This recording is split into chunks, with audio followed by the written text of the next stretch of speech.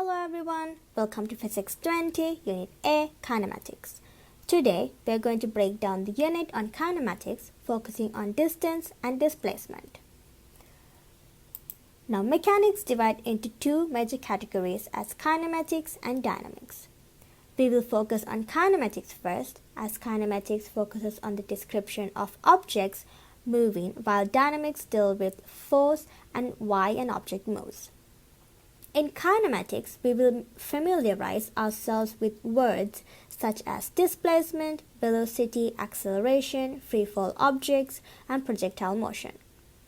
In later units, we discuss force, Newton's laws of motion, friction, and drag force under dynamics.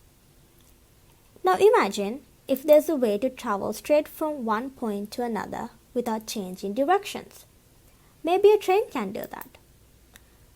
Now let's say a train travels from point A to B, precisely to the east, and a car drives from point A to B that takes multiple changes in directions.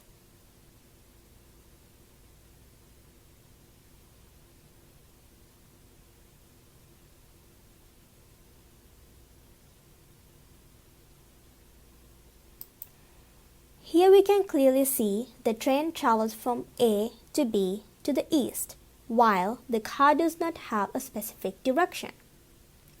Now let's put all these thoughts nicely. Displacement of an object is the distance traveled by an object or moved from its starting point with a magnitude and a direction. Hence, it's a vector quantity. We could say the displacement of the train is 100 kilometers to the east. The distance of an object is the total movement of an object without an exact direction. Hence, it is a scalar quantity. The distance traveled by the car is 175 kilometers. Now let's take a look at what exactly are the vector quantities and scalar quantities. Vector quantities have both magnitude and direction. It is represented by an arrow whose direction is the same as that of the quantity. And scalar quantities only have a magnitude or a numerical value. We will see most of the terms and learn how they are vectors and scalars in the future, but for now we are only going to focus on few. Let's take a look at an example. Peter walks 100 meters to the east to the library, and then turns around and walks back a distance of 20 meters to the playground. Total distance walked by Peter is 100 meters plus 20 meters, which is 120 meters. To find displacement, we need to know the starting and ending points.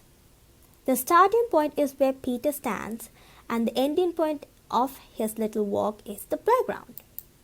Therefore, the displacement is from the starting point to the ending point, which makes the displacement of Peter 80 meters to the east. Mathematically, we could say total displacement of Peter is 100 meters minus 20 meters, which is 80 meters to the east. And always make sure to indicate the direction of the displacement. Now let's summarize what we learned in this video. Displacement is a vector with both magnitude and direction, and distance is a scalar quantity with only magnitude. When we write a displacement vector, we must indicate the direction clearly. Distance could be a large number compared to displacement. Now in the next video, we would look at velocity and acceleration. Thank you for watching. Hello everyone, welcome to Physics 20, Unit A, Kinematics. Today, we are going to break down the unit on kinematics, focusing on distance.